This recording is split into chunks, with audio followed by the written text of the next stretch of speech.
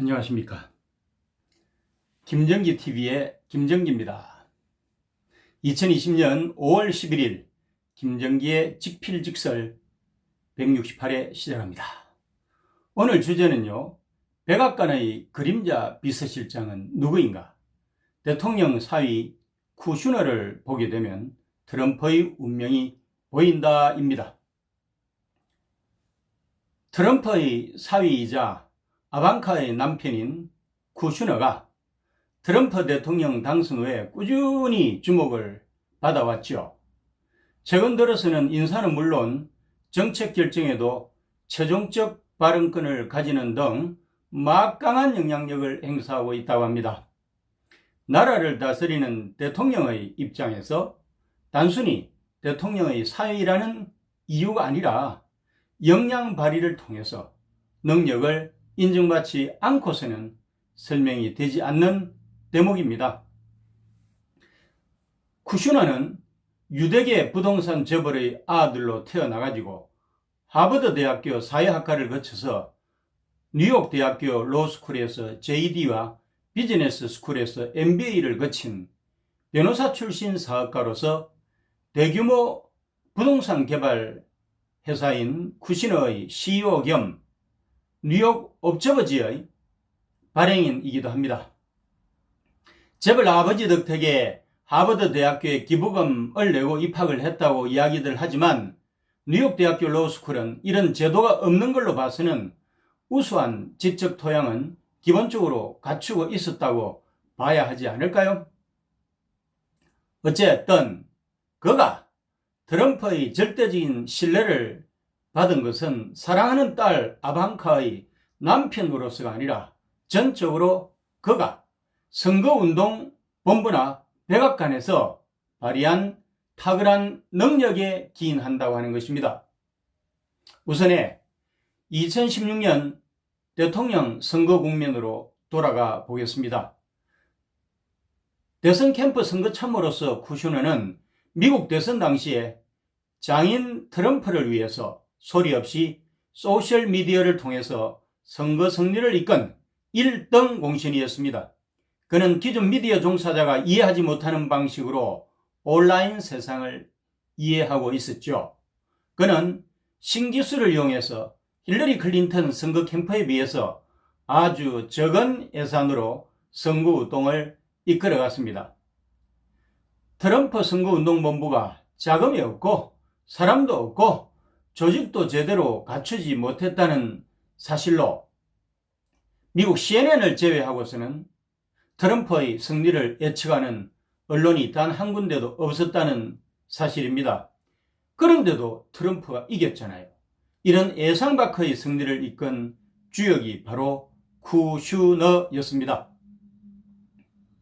기존의 선거운동 방식을 배운 적이 없었던 그에게는 실리콘밸리 벤처 사업가가 기존 산업의 한계를 파악하고서 참으로 기민하게 움직였던 것처럼 정치를 하나의 비즈니스적 차원의 새로운 시각으로 바라볼 수 있는 안목이 있었던 것이죠.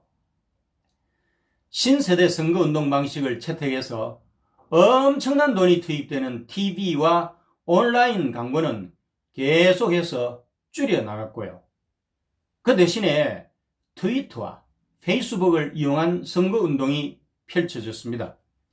쿠슈너는 소셜미디어를 통해서 트럼프의 메시지를 전하고 잠재적 지지자가 누구인지 파악을 했을 뿐만 아니라 유권자에 대한 대량의 정보를 모으고 유권자들의 심리 변화를 실시간으로 감지를 했습니다. 다음으로 트럼프의 대통령 취임 이후 백악관의 참모로서 쿠슈너를 보도록 하겠습니다. 트럼프가 대통령 취임 선서를 하자마자 국장급인 대통령 선임 자문관 Senior Advisor to the President죠? 로 일하기 시작을 했습니다.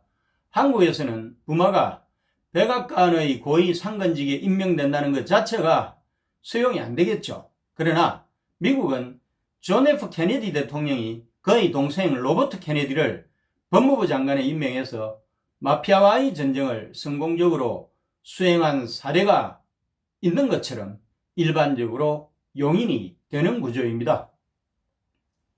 미국에서는 임명권자가 친인척을 막론하고 능력이 있으면 마음대로 임명하고 국민과 언론은 여기에 대해서 이의를 제기하지 않습니다. 한국인의 정서는 이것과는 정반대죠. 김영삼 대통령 시기에 김현철을 보면 쉽게 이해가 갈 것입니다. 1992년 대선 당시 김현철은 별동대를 조직하여 신세대 선거운동을 총괄해서 선거 승리의 1등 공신이었지만 대통령의 아들이라고 하는 이유로 공식적으로 임명된 간직은 없었습니다. 그럼에도 불구하고 후면에서 일종의 소통용으로서 김영삼 대통령 집권 내내 막강한 영향력을 행사하다가 억울한 부분이 많기는 하겠지만 결국에는 한보 사건으로 감옥까지 간 것은 공식적으로 일하는 미국과 비공식적으로 일하는 한국의 정치 문화 차이로 희극과 비극을 오간 대표적인 경우가 아니었나 하고 생각합니다. 어쨌든 백악관 입성 4년차를 맡고 있는 쿠슈너 대통령 선임 자문관이 무소불위의 권력 실세로 덩꺽한 것 같습니다. 현역 백악관 비서실장도 통제를 할 수가 없는 수준이어서 그림자 비서실장이라고 하는 말이 나오기까지 한답니다. 권력 핵심부가 수많은 결정을 놓고 다툼을 하는 가운데 쿠슈너가 가장 막강한 목소리를 낸다는 점이 이에 대한 반증이기도 하죠.